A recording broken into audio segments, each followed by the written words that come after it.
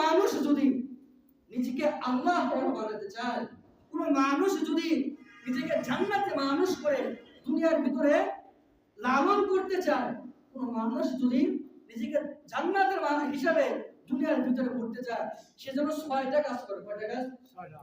জোরে বলেন, কয়টা কাজ? 6টা। আমার ভাই, কোন মানুষ যদি নিজেকে দামি মানুষ করে দুনিয়ার ভিতরে পরিচালিত করতে চায়, সেজন্য 6টা কাজ করে। 1 নাম্বার কাজ হলো কিয়ামুল লাইল, তাহাজ্জুদ পড়া। কি পড়া? হুজুর ফজর পড়ি না, তাহাজ্জুদ পড়ো না, পাইছেন তো একটা। 1 নাম্বার কি? তাহাজ্জুদ পড়া। মুহতারাম হাজিরিন, এই তাহাজ্জুদ নামাজ এটা প্রত্যেকটা নবীর সুন্নাত ছিল।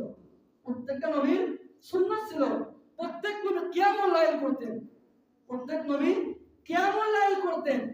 এরপরে 2 নাম্বার হলো কিরাআতুল কোরআন, বিশুদ্ধ কোরআন তেলাওয়াত। কি করা? বিশুদ্ধভাবে কোরআনুল কারীমের তিলাওয়াত করা। এরপরে 3 নাম্বার হলো উযকুরুল্লাহ, আল্লাহর জিকির করা। কি করা?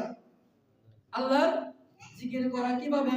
সুবহানাল্লাহ বলেন, সুবহানাল্লাহ, আলহামদুলিল্লাহ, আল্লাহু আকবার, ওয়া লা ইলাহা ইল্লাল্লাহ।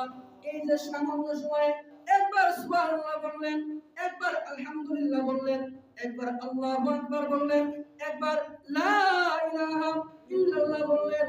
রহমতে আলম নবীজি বলেন, আল্লাহ রাব্বুল আলামিন আল্লাহর জাকিরিন বান্দাকে, আল্লাহর শাকিরিন বান্দাকে, আল্লাহ রাব্বুল আলামিনের ওই স্মরণকৃত বান্দাকে আল্লাহ রাব্বুল আলামিন নিজের বান্দা হিসেবে হাশরের ময়দানের কাছে রাখবেন। সুবহানাল্লাহ।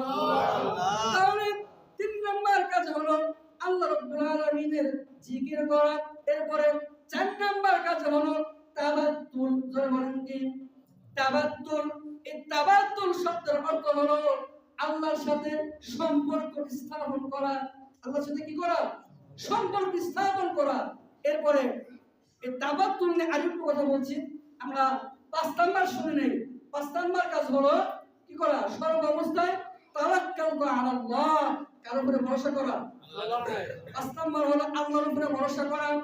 আর 6 নাম্বার কাজ হলো as-sabর, কি করা? ধৈর্য ধারণ করা।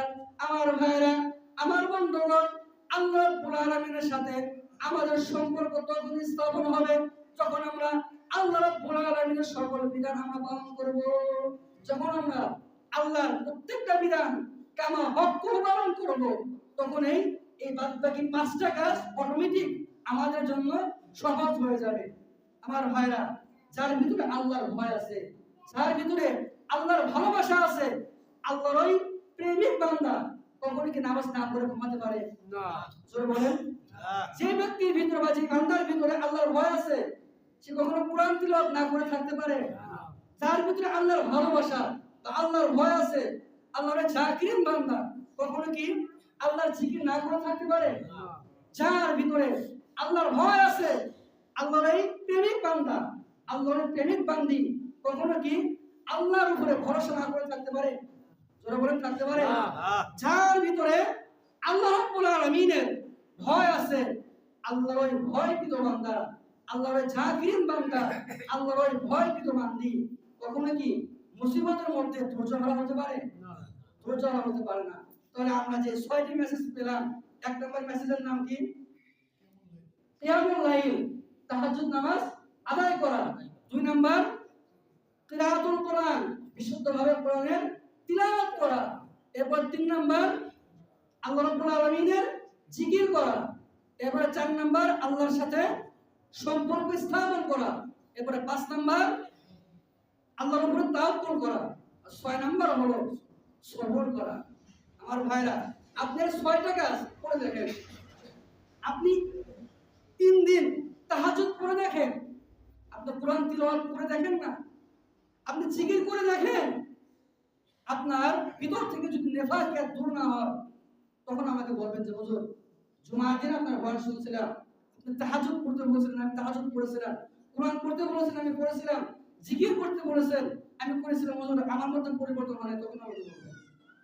মিয়া, সব সমস্যার সমাধান আল্লাহ রাব্বুল আলামিন এই তাহাজ্জুদে বলে রেখেছেন। এবার পারবো না ইনশাআল্লাহ। আপনাদের কাছে আমি গুনাহগারের বিনীত অনুরোধ থাকবে। আপনারা যদি কেউ বলেন হুজুর আপনি আমাকে হাতে ধরে বলেন, আল্লাহর কসম আমি আপনার হাতে ধরে বলবো। যদি বলেন হুজুর আপনি আমার পায়ে হাত রেখে বলেন, আল্লাহর কসম আপনার পায়ে হাত রেখে বলবো। ভাইয়া মসজিদে আসেন, আপনি মসজিদ মুখী হয়ে যান, আপনি আল্লাহর জন্য নিজের জীবনটাকে বিলিয়ে দেন, কয়দিন বাঁচবেন দুনিয়াতে। ইনশাআল্লাহ যে কথাগুলো বললাম, যদি মনে করেন যে আমার এই কথাগুলো আপনাদের জন্য উপকারী হবে তাহলে পালন করিয়েন, আপনাদের কাছে আবেদন থাকলো। আর যদি মনে করেন সুরসার ভঙ্গান যা বলছে হুজুর বলছে আমরা শুনছি, তাহলে সেটা আপনাদের উপরে ছেড়ে দিলাম। যাই হোক, যে কথাগুলো বলছি কথাগুলো ভুল হতে পারে, এজন্য আল্লাহ রাব্বুল আলামিন ভুল মাফ করে দিন, এবং যতটুকু সঠিক হয়েছে এই কথাগুলোকে আরো উপকারী করে আল্লাহ রাব্বুল আলামিন সর্বপ্রথম গুনাহগারকে পালন করার তৌফিক দান করেন। এবং আমরা যারা শুনছি আল্লাহ আমাদের সবাইকে তৌফিক দান করেন, আল্লাহুম্মা আমিন।